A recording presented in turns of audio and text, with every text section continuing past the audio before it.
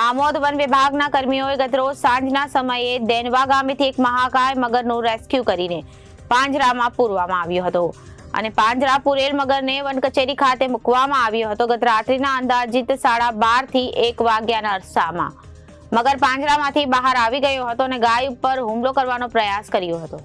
મળતી માહિતી પ્રમાણે આમોદ વન વિભાગના કર્મીઓએ ગતરોજ સાંજના સમયે દેનવા ગામેથી એક મહાકાય મગરનું રેસ્ક્યુ કરીને પાંજરામાં પૂરવામાં આવ્યો હતો અને પાંજરે પૂરેલ મગરને વન કચેરી ખાતે મૂકવામાં આવ્યો હતો. રાત્રિના અંદાજિત 12:30 થી 1 વાગ્યાના અરસામાં મગર પાંજરામાંથી બહાર આવી ગયો અને ગાય પર હુમલા કરવાનો પ્રયાસ કર્યો હતો. જો કે સદનસીબે આ મગરના હુમલાથી ગાયનો આબાદ બચાવ થયો હતો. રાત્રિના સમયે મગર બહાર આવી જતા સ્થાનિક લોકોમાં રીતસરનો ફફડાટ ફેલાઈ ગયો હતો.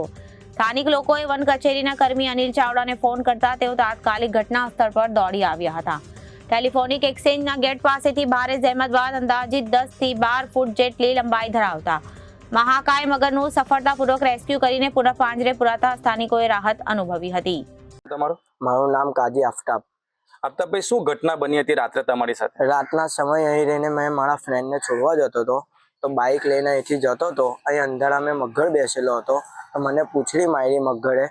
તો મને મગરે પૂંછડી મારી તો મને ફેંકી દીધો અડફેટી મારીને. બીજું શું બન્યું હતું? બીજું એવું બનાવ બન્યો હતો કે અહીં જે ગાય હતી ગાયની ઉપર મગરે હુમલો કર્યો તો જે મારા ફ્રેન્ડ લોકોને મેં બોલાવ્યા તો ગાયને એ લોકોએ અકાળી. પછી શું થયું હતું? પછી અનિલભાઈ, અહીંના કર્મચારી અનિલભાઈ છે, એમને મારા ફ્રેન્ડ લોકોએ અમે ફોન કર્યો. એ અહીં આવ્યા, મેં અહીં મગરને પકડીને અમે હેલ્પ કરવા લાગી. પછી એ લોકોએ પિંજરામાં પૂરી ને અહીં જંગલ ખાતામાં પાછા લાવ્યા. ત્યાંથી કેટલાક લોકોએ તમે એમને મદદથી અમે મિનિમમ 11 થી 12 જણા હતા અમે ને એ લોકોના 5-6 જણા હતા.